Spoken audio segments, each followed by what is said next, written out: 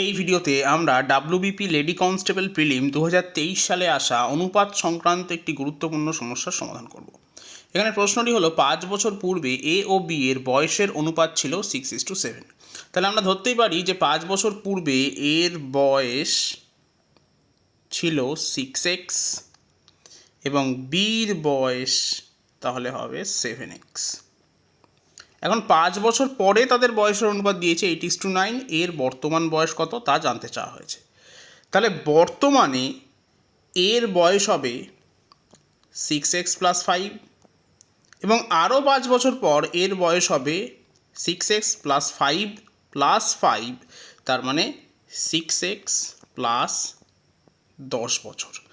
Similarly বর্তমানে B এর বয়স হবে 7x + 5 এবং আরও 5 বছর পর বি এর বয়স হবে 7x + 5 + 5, তার মানে 7x + 10 বছর। এখন এই অনুপাত অর্থাৎ 6x + 10 মানে বাই 7x + 10, এই অনুপাতের মানটা দেওয়া আছে 8:9। তাহলে সমান সমান আমি লিখতেই পারি 8/9।